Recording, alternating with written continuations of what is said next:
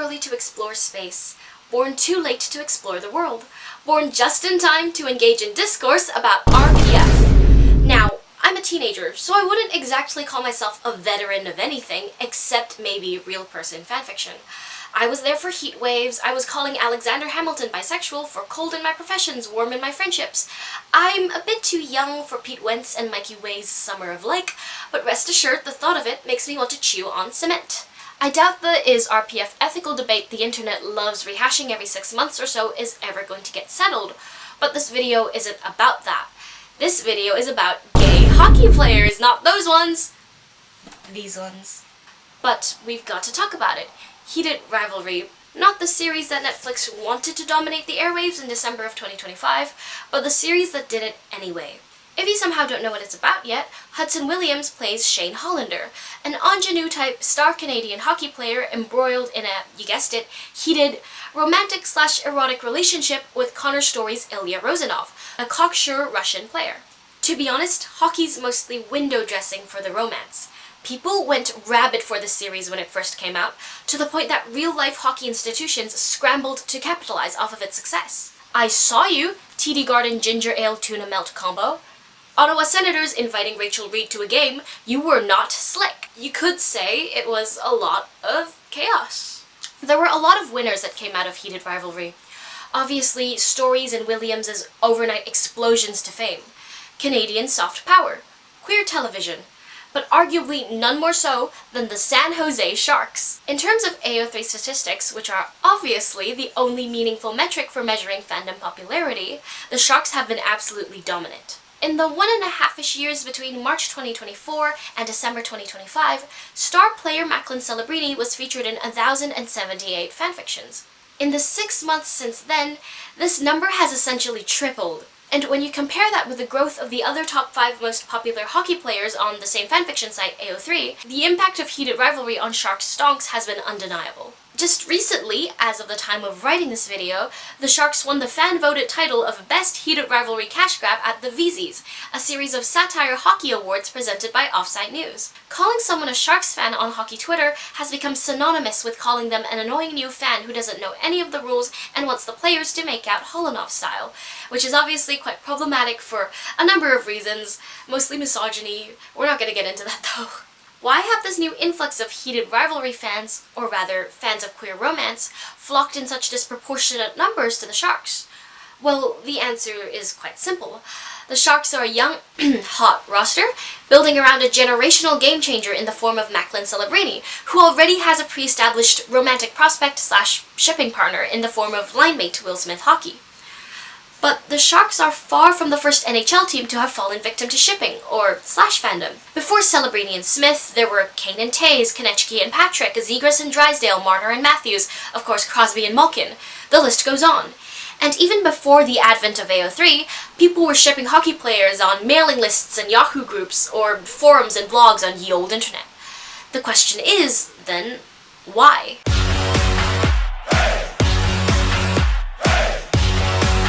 Jennifer McGee wrote in 2005 that what fans want most is to identify with, or rather create identification between, themselves and a favorite character. That is, for the two to share important things in common, like personality traits, values, or struggles, which let the fan engage with the character on a more meaningful level. But what happens once you've exhausted the source material? McGee argues that identification necessitates the creation of a dialogic relationship, dialogic as in dialogue, with the favorite character, where fans strive for, to quote, authenticity, honest self-presentation without facades and false images, inclusion, trying to see the world from the other's perspective, confirmation, valuing and affirming the other as a human being, blah blah blah blah blah. The list of lovely stuff you'd want in any healthy social relationship goes on and on. The issue is, though, that the subject the fan seeks this reciprocal dialogic relationship with isn't a subject at all, but rather an object, her favorite fictional character. This is where fanfiction comes in, to resolve that dissonance. Fanfiction, with, the whole range of scenarios and relationships and emotions that can be projected onto the favorite character, allows them to be talked with instead of simply talked about, enabling the creation of that dialogic relationship that humanizes them and makes them identifiable to the fan. To quote poet Sheena Pugh, it stems from the desire of fans who want more of, or more from, the source material. All this to say, fanfiction, and arguably fandom as a whole, stems from the desire to engage with our favorite characters in ways that humanize them, as like relatable figures who could struggle and fall in love and find happiness. Emphasis on the falling in love part, especially when it comes to slashfic, or fanfiction that ships two characters of the same gender together.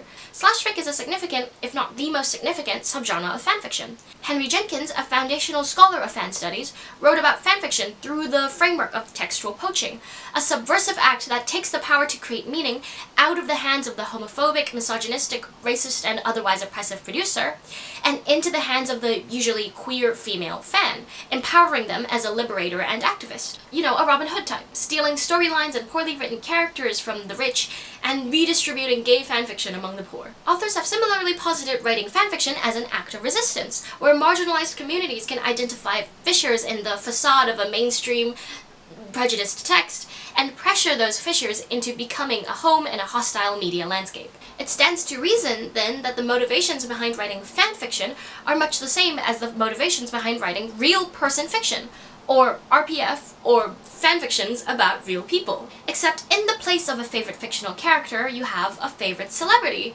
a favorite Minecraft streamer, or, obviously, a favorite athlete. This is how the majority of academic literature on the subject understands RPF today. You could even argue that RPF and shipping practices parallel each other further. Many fans theorize about the canonicity of their favorite ship, using subtextual cues like hard eyes or innuendo as supporting evidence, John Locke conspiracy style. According to McGee, this is another way for fans to engage with their favorite media of choice, where analyzing subtext gives them a degree of power. To quote, "the intimate subversive pleasure of discovering and embellishing the text herself." Now, transpose this onto RPF, and the stakes double. Suddenly, you've got your tin hat on, and you're telling people, I know that Dan and Phil are dating in real life, and I've got their home address to prove it.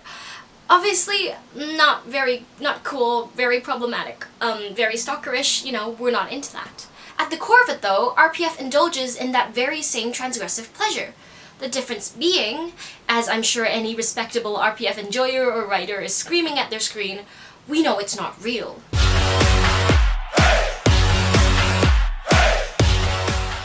I'm going to take this opportunity to clarify some of the terms that I'm going to be using throughout this discussion. If we're here, we probably all know what fanfiction means. Slashfiction, as I mentioned just a bit ago, refers specifically to fanfiction shipping two characters of the same gender together, usually a man and another man. Although RPF encompasses fics which gratify the, to quote Christina Bussey, insertion fantasy, meaning YN, self-insert, whatever, what have you, as well as the observer fantasy, so shipping stuff, when I refer to RPF in this video, I'm talking about the latter. Okay, back on topic. You see, the loophole that allows most of us to sidestep discussions of ethicality around writing fanfiction about real people is that, well, celebrities aren't real people. You know, are you a real person? Am I? Is everything a performance? Is anybody ever truly knowable? If we RPF in private and maintain the fourth wall, literally, who cares? Obviously, this is hyperbole. There is a real person buried somewhere in everybody, celebrities included. But if we, as fans, or as the general public, won't ever know, say, Macklin Celebrini, the real person, how could we ever begin to write about him? Instead, we know Macklin Celebrini, the celebrity, the athlete, the sum of his parts, his on-ice performance, his interviews, his antics with Will Smith. We know Macklin Celebrini, the star image. Fanfiction implies the existence of fan fact, or canon, which is what the fanfiction is based on. When it comes to fictional media, this is obviously the source text, or even additional commentary from the author, director, or any other authority on the source. When it comes to RPF, what's canon isn't really as clear. To use Celebrini as an example again, his star image is that of a teenage phenom, hardworking, mature, the generational player of our time. This is constructed through his unbelievable stats, the way he acts in interviews, his accolades like the Hobie Baker or the Ted Lindsay and Calder noms. But some fans dispute this. In select spaces on social media, he's been nicknamed the Boy King or Bratlin in reference to a perceived lack of maturity. He's all freaking pissed in the car, so we're pulling out. And he punches my windshield, and there's a freaking massive circle in my windshield.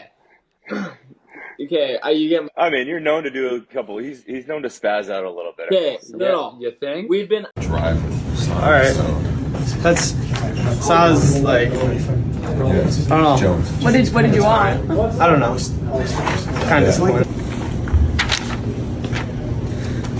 Are you serious? I don't like this one either. Alright, what about this one? Yeah. It's a little bit better.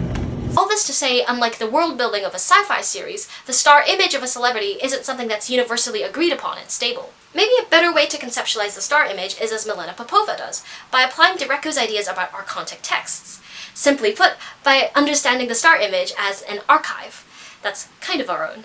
A little bit our own, I guess. Either way, an archive that's perpetually growing, and where every new piece of information serves to change or recontextualize the rest. The celebrity, both as a celebrity and as a real person, to quote Popova, alters the archive on a day-to-day basis. So, a smile or a glance in pre-game footage. A bad response to a loss. A photo taken of him from 10 meters away while he was unaware. A fan sighting in San Jose or Boston or Vancouver. But the archive isn't limited to the source text.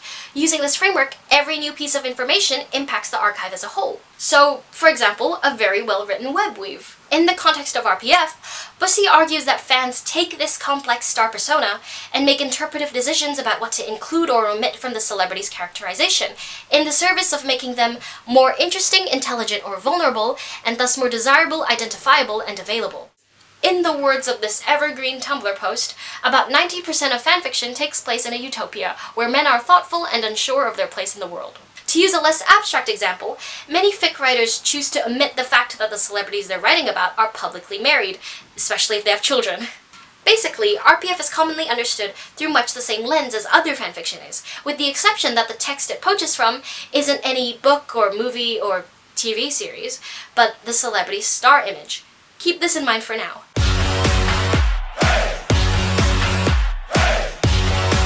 Before we dig into things, let's set the scene a bit by trying to dissect hockey culture.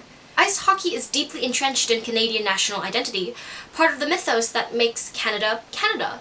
This elevates it, first and foremost, as a cultural touchstone, not just a sport, but a practice that epitomizes the values of the country. In other words, hockey teaches you how to be a proper Canadian, but hockey is one of the most insular, homogenous sports out there. By my count, which I did from Wikipedia and not from any of the NHL rosters, because I was scared about missing people, so maybe take it with a grain of salt, there were about 35-ish players of color in the league last year. To put that into perspective, that's about one and maybe a little bit more people of color for each of the 32 NHL teams. Like, at least for me, it's genuinely notable when a team has more than one or two people who aren't white. The NHL is obviously an exclusively cis league, given the range of transphobic regulations that make it impossible for trans people to play hockey at nearly any level. And although technically there aren't any restrictions on gender, no women have ever been drafted. The shows of masculine strength and aggression go uncontested in the noticeable absence of women, validating fantasies about male violence and supremacy. To quote Coyne, the physical aspect of sport reinforces the threat of physical violence that underpins patriarchal systems. High financial and physical barriers mean that the vast majority of players represented within the league are from wealthy backgrounds and able-bodied. All of this works to construct an image of the ideal hockey player, and by extension hockey fan, as a white, middle-class, able-bodied cisgender man, which has troubling implications for the image of the ideal Canadian. Obviously, ice hockey isn't confined to Canada anymore, as anyone who loves bringing up the Olympics will tell you. Its original purpose as a unifying national symbol still stands though, and what we refer to as hockey culture stems from the system built through the deliberate exclusion of women, people of color, and other minorities. This results in an environment that exemplifies hegemonic masculinity, which appropriates from other masculinities whatever appears to be pragmatically useful for continued domination, according to Messner, whose definition Coyne utilizes within her work. The maintenance of hegemonic masculinity specifically is a very important factor when it comes to grasping hockey culture. If we understand hockey as existing in large part to assert hegemonic ideas about what it means to be Canadian, or, as all male sports do, what it means to be a man, then to be a hockey player necessitates the reproduction of hegemonic masculinity. How this manifests in practice are locker rooms that are intensely homophobic and misogynistic, and the reinforcement and normalization of this behavior at every level of the sport. Despite this, hockey players often engage in excessive, homoerotically coded physical intimacy with each other. Sounds like blatant hypocrisy? We'll get back to this later. Another key aspect of hockey culture is conformity and sacrifice. Boys who get drafted into major junior leagues often have to move away from home from as young as 15, upending their whole lives to relocate to an unfamiliar city where they likely have no connections besides their billet family and their team. A lot of the time, they're scared and lonely and end up relying on the brotherhood offered by hockey as a lifeline. It's hard to describe how difficult that is when you go away when you're 16 or 17. Maybe you're not even really shaving yet, and you're playing with guys who are 20, who are men. And a lot of players, I feel, put themselves in these situations or agree to get hazed because they just want to be part of the team, right? Because players, what they fear the most is not being part of the group. The immense importance of being accepted into that community, of being a brother, triggers players to go to drastic lengths.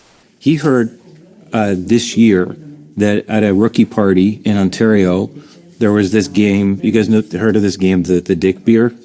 You have to do so all the first year players had to do push-ups naked over a cup of beer, and their penis would go into the beer because they had the cup there, right? And the rookie who did the fewest push-ups had to drink everyone's beer. This season. My first, when I went at 16 years old in the junior, the veteran, I was a rookie.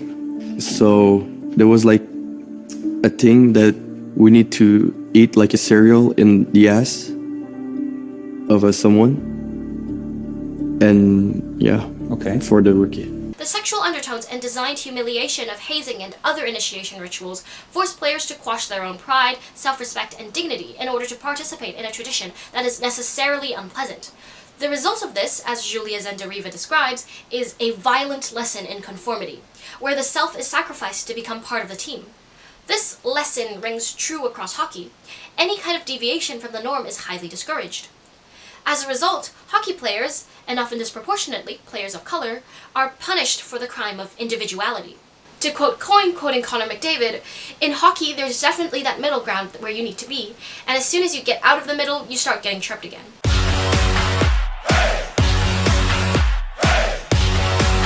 So, given the kind of rancid, kind of foul culture surrounding the sport, the question remains, what's the appeal of hockey RPF?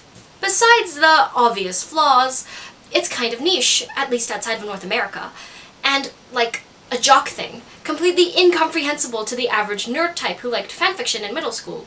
You know, someone like me who dreaded PE every week and couldn't run a lap without hyperventilating. The polar opposite of your professional athlete. So this is a question I should be able to answer. The simplest reason is that beyond being a sport, hockey is ultimately TV entertainment. It exists to be entertaining. It's fun to watch and root for your favorite teams. The NHL has a range of teams and narratives for you to identify with and naturally get invested in, whether that's based on geography, vibes, a cool-looking team logo, or a specific player. For example, I root for Montreal, not because I have any connection to the city, but because the team's power of friendship antics have infinitely endeared them to me.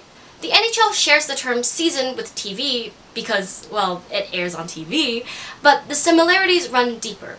Think of it like this. Each of the regular season games is an episode with its own self-contained story, say a miraculous late-game comeback.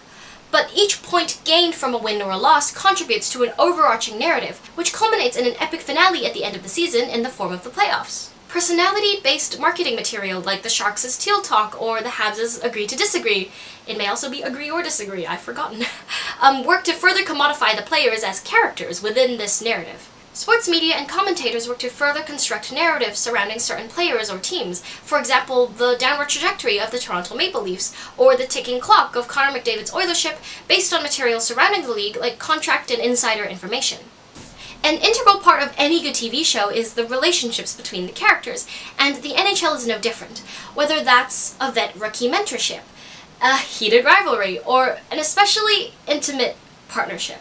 Male homosocial desire, coined by Eve Kosofsky-Sedgwick, refers to the continuum, or rather, for men, the lack of continuum between homosociality and homosexuality, resulting in the formation of bonds between people of the same gender, which may be characterized by intense homophobia, fear, and hatred of homosexuality. Now, the idea of male sports as a homosocial arena has been studied extensively.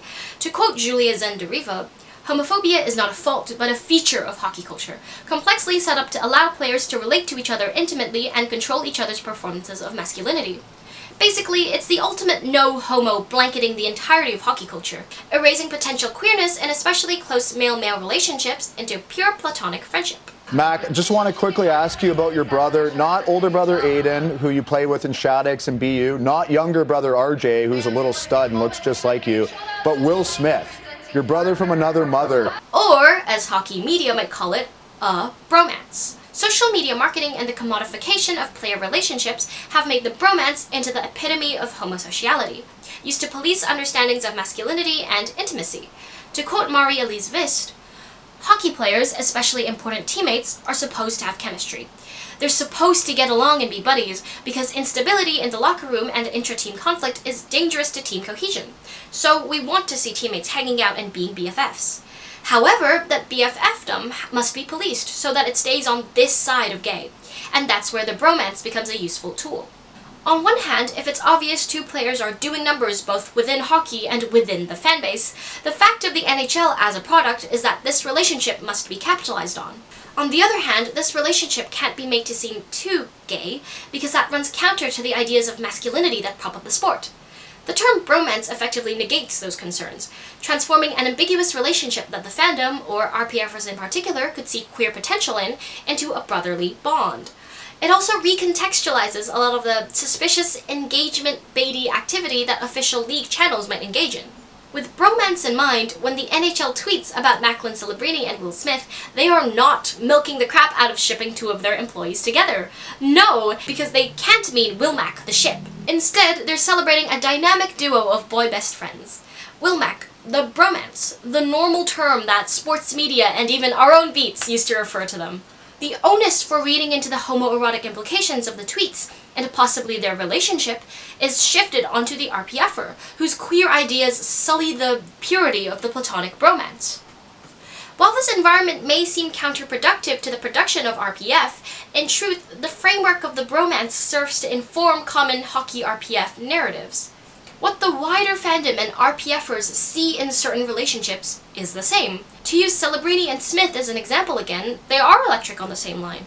They're seemingly attached at the hip and share a unique bond. Even, in the words of these Torontonian broadcasters, why can't we be friends? They are. They are. They're more than friends, it looks like. While the main fandom uses the lens of hegemonic masculinity as provided by the culture to see the two of them as besties for life and nothing more, the hockey RPF fandom interprets the signs through the framework of RPF, where the star persona is more flexible. Because the chemistry and intimate relationship is already there, it's simply a matter of taking away the cage of hockey culture that prevents the platonic from becoming romantic, or taking the B away from bromance. While we won't be engaging in a close reading of any fanfiction today, because I am cognizant of the fact that YouTube is an algorithm-based social media, and I don't want to put anyone on blast on the Jumbotron or anything, I did want to talk about how the bromance narrative may be commonly poached in hockey RPF. So this paragraph is going to be based on my own personal experience reading Will Mac fanfiction. Or analyzing, if anybody from a university admissions team is watching this somehow. Hello.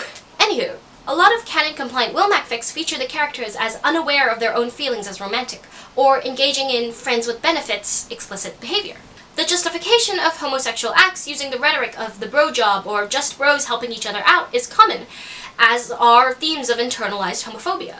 Usually the characters will have a minor level of awareness about their own bi/homosexuality based on college experimentation or whatever, but hesitate to put a label on it or identify with the queer community. When it comes to canon-compliant fics with a full narrative arc, which feature the two of them discovering their feelings for each other and entering a romantic relationship, it usually stems from a pre-existing friendship. Now, this is obviously in keeping to an extent with Celebrini and Smith's relationship in real life, but why not feature them as lovers from the beginning? Within fic, the homophobic bromantic narrative is transformed by Will and Mac and countless other pairings of hockey players into a loving queer relationship, just like how fans transformed the bigotry of the culture into an expression of hope for a more accepting version of hockey. As a result, RPFers imagine a world where it is possible to be gay and a hockey player, where queer love can thrive even in the most smotheringly repressive, homophobic environments. RPF enables queer fans, female fans, fans of color, anybody who doesn't fit into the hyper-conformist mold of what it means to be a hockey fan, to imagine a space for themselves within the sport, where hockey really is for everyone and not just a catchy slogan for league PR. It's not just personalities and relationships that are commodified by the league, but the very bodies of the players themselves. Sports, hockey included, are all about dominating your body or other bodies in service of physical achievement and asserting dominance. The body is the vehicle through which hits are landed, shots are blocked, scrums are started, where hegemonic masculinity is performed. At the same time, it's where players express physical intimacy, crushing hugs, butt taps, or helmet bumps. These paradoxical purposes of the body are appropriated by RPFers to emphasize the latent homoeroticism of the sometimes violent, intricate rituals. So obviously, fixed with sexual content, as well as fixed focused on injury, hurt, comfort, all the rest of it. To quote Coyne, these hugs, glances, and touches become especially meaningful for queer fans, a sort of proof. Proof of attraction, proof of desire, proof of some semblance of queerness existing within the NHL. Of course, queerness in this sense doesn't necessarily refer to being queer as in being not cis or not heterosexual, but rather being queer as in not normal. So queerness as constructed in opposition to what is considered normative. That's not to say there isn't a huge overlap between this kind of queerness and queerness like gender or sexual identity, but rather a broader understanding of what is queer might make it easier to get why RPFers can find queer joy in the hyper-hegemonic culture of men's hockey. On an image of hockey players Fournier and Drouin kissing, Vist writes of the queer joy it invokes in her. It's a queer joy not just because they are two men kissing in a decidedly non-platonic way, but because that joy is tinged with shame and paranoia. It's not about the queerness of the players, but rather the queerness of the RPFer. Because RPFers, often marginalized fans, don't have a space for themselves within hockey, they often identify with or relate to the sport in non-normative ways. Through the reinterpretation of narratives using a subversive lens which is often completely removed from, or at odds with, the hockey culture that produces those narratives, HRPF acts as the final frontier for radical ideas about sexuality, masculinity, and intimacy within sport. It's possible that the whole hockey RPF phenomenon is exacerbated by the fact that the culture of hockey is so flawed. To quote Vist, "We don't write fic for things we don't want to see fixed." For example, there's not a lot of women's hockey fic written because first of all, there's relatively little fem/slash written across fandom in the first place. High-profile queer love stories and successes within the sport already exist. That's not to say that women's hockey is some sort of queer utopia, or that players who play within women's leagues don't face bigotry and homophobia or transphobia. But that women, in a traditionally masculine field, being queer, feeds into stereotypes which challenge hegemonic ideas to a lesser extent, if that makes sense. I find it so interesting. It's a problem that has two sides. So for gays, for gay men, well, there are no gay men in sport because gay men can't play sport. But for women, it's don't you dare come out because you perpetuate a stereotype that all women in sport are gay. So it's really the opposite end of the spectrum, but the same problem. It creates this culture of silence. But not the focus of this video. If you apply Henry Jenkins' ideas about textual poaching to male hockey fanfiction, does the star image molded by the oppressive, flawed matrix of hockey culture not make perfect sense for fans to poach from? In the words of Dariva, the pleasure of slash, which to the best of my ability I would describe as lying not in the negotiation of meaning, but in the struggle for it, is in a way heightened because the limits of hockey are so tightly bound. There's so much transgressive, intriguing stuff for RPFers to dig into. Gender, sexuality, conformity, violence, homoeroticism, truly everything a pervert could ask for. So, is that it? Is that all there is to hockey fanfiction?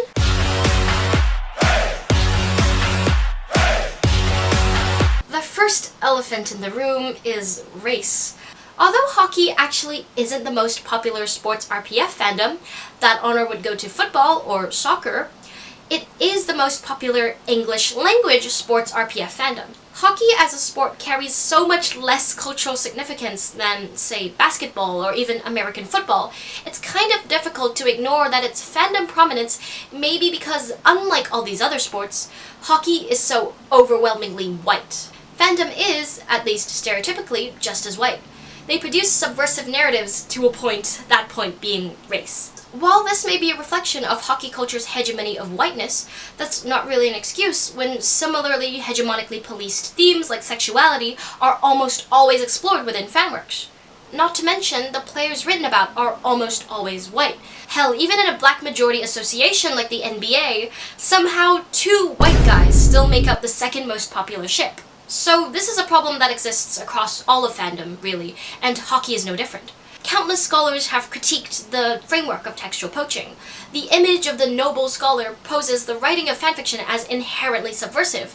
In truth, despite the injection of queer ideas into otherwise unprogressive media, it's very easy for hegemonic hierarchies to be reproduced within fandom and fanfiction. For example, the erasure of characters of color, or letting biases impact the characterization of marginalized characters. Employing misogynistic stereotypes, or not listening to fans of color when they speak out about something problematic.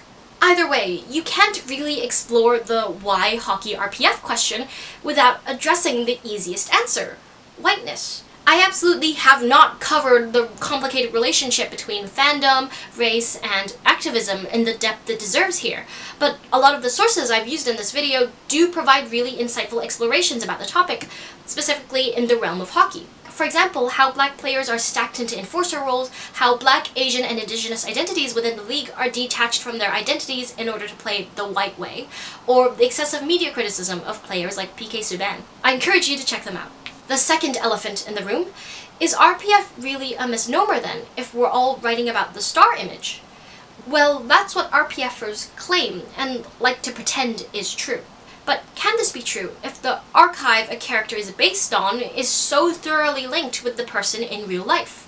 If the object we seek to humanize through fic was already a human all along, a real person? Milena Popova explores what happens when a new piece of information is added to the archive of a celebrity that is significant enough to overwhelm it. That is, the crisis of legitimacy faced by the hockey RPF fandom after the rape accusations against Patrick Coyne. Despite what we'd like to think, the star persona isn't simply a piece of fiction invented by the media that we can transform into something completely ideologically opposed to its origin. When reports surfaced that Coyne, the star of the Chicago Blackhawks, had sexually assaulted a woman in the 2015 offseason, the fandom was divided as to how to respond. But undoubtedly clear was the impact of this new information on the Patrick Coyne archive, which hockey RPF fandom drew from. His star image had, in the minds of a lot of people, been altered irreversibly by the man behind it. On some level, people had already drawn their own conclusions about Coyne based on his star image. They assumed that even if Coyne, the real man, was unknowable, Patrick, the character, was. When the real man did something so incongruous with that image that people couldn't poach their ways around it, it served as a cruel reminder that the person lurking behind the character, and by extension, the character itself, couldn't ever be known by us. It served as a reminder that unlike most fictional characters, he could fight back. If the character, or object, we attempt to humanize through fic was never an object at all, but rather a subject, then we are the ones doing the work of objectification by trying to make them understandable to us, by flattening their life into a comprehensive, cogent narrative easily explained through Tumblr primers part 1 to 5. Dariva explains, yet because someone found a tweet from 10 years ago on a questionable burner account no one could have foreseen being traced back to them, or because a new love song just got added to a suggestively titled Spotify playlist. They might have left a like on an alt-right podcaster's last Instagram post, or someone might have screenshot a recent comment with an inside joke left on their page by a friend with less than 100 followers on a locked account, a former girlfriend with a public Visco account, a mother who posts video montages with childhood pictures and has an unlocked page. These small private traces are almost immediately taken note of, shared through fan circles on social media, incorporated into fanfiction as evidence of a well-researched story used to further legitimize one's fandom. The knowledge of these details and the expertise in how to find them are often used as social currency between fans. The more fragments you can accumulate, the closer you might be to completing the puzzle that is the fan object. While a large part of writers chose to leave the fandom or cease their writing of the Coyne-Taze pairing in the wake of the allegations, another part decided that they weren't enough for them to abandon HRPF. Tumblr user Voltrop says, as quoted in Popova's work, "A huge part, the overwhelming portion really, of my delight with hockey is rooted in the fantastic irony of a bunch of intelligent, sassy, powerful women taking a hegemonic male structure and turning it on its head, refashioning this world and these people to our purposes. It's a subversive act. But no matter how much we write, how much we research and web weave and hope, We can't change what these real-life guys have thought or continue to think, or the way the hegemonic male structure of hockey culture continues to oppress. Dariva writes, "Their commitment to the objectification of these people is so successful, they are never once haunted by the specter of their possible subjectivity." This whole discussion about RPF has been predicated on the idea that it's written about the star image as an object that's malleable and knowable, that fans are able to shape and transform in order to bridge the gap between a homophobic present and a queer utopian future. But that's not entirely true. Although that's what we intend to write about, the boundaries between the star image and the real person are blurrier than we like to think. The characters we depict in our RPF are somewhere between reality and fiction. They're based on a version of a celebrity that's entirely made up and open to interpretation. But at the same time, they're deeply affected by this real-life guy who acts and thinks and lives in a way we have no control over, who fights back, whether he knows it or not, against the efforts of fans to subvert the culture he comes from. And if he fights back, then Hockey RPF can't live up to the feel-good textual poaching narrative about liberating our heroes from internalized homophobia. Instead, our research and writing constitutes a real-life reflection of and engagement with a deeply problematic sports culture that we can't possibly reconcile with the values of our fic. It's intent versus impact. How can any of it be subversive if it serves to paper over and water down the reality of hockey's bigotry? If Patrick Kane has a fluffy gay feelings realization about Jonathan Toews, while the text implicitly or explicitly denies rape allegations. This part of my writing has been in large part inspired by Júlia Zen Dariva's dissertation. If you don't like it, watch something else.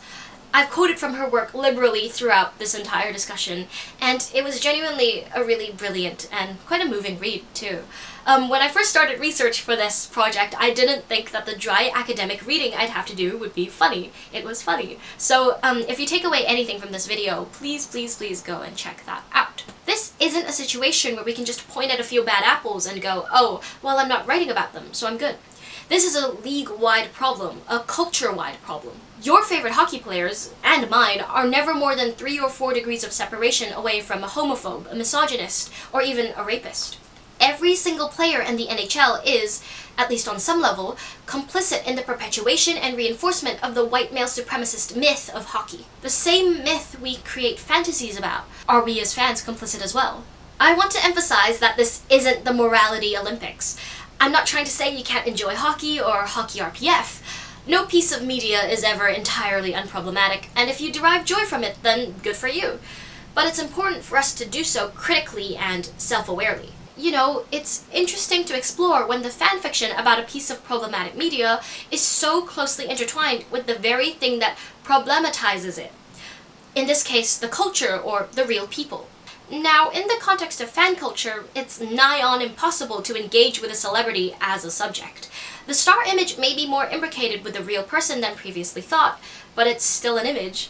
Objectifying the celebrity in the process of our fandom is kind of inevitable. With that in mind, then, what is there to do about hockey RPF? Given that the fic and the fact are so closely interlinked, trying to wokely interpret hockey into being queer is a hopeless endeavor. As QMJHL player Olivier Dubois says about hockey culture, team spirit is really important, how the coaches are, how the player or the veterans are, just about being to accept everyone, whatever they are. If you don't want to drink, don't drink. If you're gay, you're gay. There's no worry about it. Change starts with the players in the room, with the coaching staff, with the people actively involved in the reproduction of this toxic culture. But the assumption is the vast majority of people writing fanfiction about hockey are not players themselves.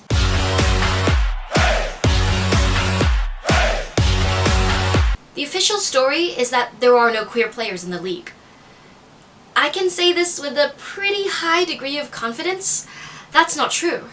Not because I know the names or the faces of these queer players, but because statistically, about 3% of men in the US identify as gay or bi. This number probably holds true within the NHL. Even if you argue that queer men self-select out of the sport, that they're just into other things, as a fan is quoted in saying in Anne Coyne's work, it clearly isn't a blanket explanation, because queer men have made it to professional sports, even hockey. In 2010, ex-Olympic swimmer and gay activist Mark Tewksbury spoke about an NHL player who is ready to openly be the first. In particular, Tewksbury recalls one well-known NHLer who had finally decided to go public. I mean, we were there. It was going to be the next day. The press conference was going to happen. Pretty high-profile hockey player was going to come out. That afternoon, backed out. Just decided couldn't do it. The fear overtook him, and we were right back at square zero. It's been at least 16 years since then. Society has moved forward, queer acceptance has progressed, then regressed. But the fact remains. No players in the NHL have ever come out. It's hard to separate the player from the culture. As Dariva argues, they're mutually constitutive. The player shapes the culture, and in turn, the culture shapes the player. Sometimes it shapes the player into a pretty horrific person. Sometimes it victimizes the player, especially if they're already on the margins. There are queer players in the NHL. They might be the irrelevant fourth liner you want off the roster. They might be the star center single-handedly dragging your team into playoff contention. They might be Sidney Crosby. We can't get into their minds. But it's pretty clear that the virulent bigotry of hockey culture plays a part in the fear and repression that keeps them from coming out. RPFers imagine a queer future for hockey, but are often cruelly confronted by the truth of an oppressive, homophobic present. Elise Vist points out that, although hockey is apparently for everyone, anyone who points out that hockey is not in fact for everyone is it for hockey, and thus has no standing to criticize it. This mentality serves to ostracize anyone who would seek to change the culture, to subvert the maintenance of the status quo. If everyone who is critical of the culture of hockey abandons it for its flaws, this is tantamount to ceding it to those forces who want it to remain as an enforcer of hegemonic masculinity, an institution of oppression. If we leave hockey for its homophobic present, are we abandoning its potential for a real queer future? Or do we compromise our morals by staying? At the end of the day, this discussion has little bearing on the average hockey player, and a lot more bearing on the average hockey RPFer. I'd like to clarify that the thesis of this video is not RPF bad, RPF unethical. You might not agree with any of the ideas I've brought up in this video at all. While one person might balk at the idea that their hockey RPF and fan practices reiterate the hegemonic ideas of hockey, another might shrug their shoulders and go, so what? It's hard to engage with any of it at all without implicating yourself one way or another, glass houses and all that. The concept that a hobby you love, that you find queer joy in, number one, perpetuates a toxic sports culture, and number two, is entirely unstable and dependent on whether or not your favorite athlete wakes up and decides to be a good person today, is kind of hard to confront. But to be fair, I've had a lot less practice trying to reconcile this than probably another hockey RPF fan. I'm gonna be honest, I feel like an interloper making this video. I've only been a fan of hockey for 6 months now. When I talk about the influx of Sharks fans who come from the heated rivalry fandom, that's a self-own. This isn't something I'm saying to avoid ending this video properly, like, oh, I guess we'll never know, or some kind of performative self-deprecation about how I shouldn't be the one doing all this research. It is to kind of give a preemptive warning about the inadequacy of this conclusion. The question is this: is hockey RPF lacking in the transformative potential to challenge hockey culture? Maybe. But has it also brought queer subversive joy to many, even if it hinges on the precarious morality of the players we write about? Yes, I can't deny that. Hockey RPF is built off contradictions. Contradictions between the culture and the characters, between what we imagine happens between the players and what probably actually does, between being gay and homophobic. I guess the point of this video, then, is that all of these things can be true. Hockey fanfiction can both be a vehicle for hope and community building, but it must also be handled carefully to minimize the perpetuation of its toxic culture.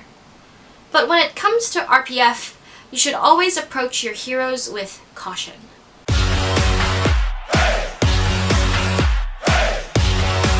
Hello, so my name's V, and this is obviously the first video essay video on this channel. Don't look at anything else I've posted. And I think I'm gonna use it to make more videos. I have a lot to say about parasocial relationships. If this is going to serve as a hook, then I should probably elaborate. The next video I'm probably gonna make, or that is also on the list of videos I want to make, is about Pink Panthers and Cool Britannia. Also maybe Moulin Rouge, I'm not sure. But if I'm gonna keep making videos, the parasocial relationship one is definitely happening at some point. By the way, I hate that I have to give this disclaimer, but none of this was AI. If it was bad, it was by virtue of me being bad at writing. Obviously, this isn't the most academically rigorous piece of work that I've ever put out or that has ever been put out onto the internet, but I still want it to be held to a certain standard of quality and accuracy. So, you know, if I butchered anybody's name, if, you know, there's a gaping hole in my argument somewhere, then feel free to leave it in the comment section below. But don't be too mean because I will cry. Anyways, I think that'll basically wrap it up for this video. I hope you enjoyed it and that you will subscribe and come back and we can learn together. Bye bye!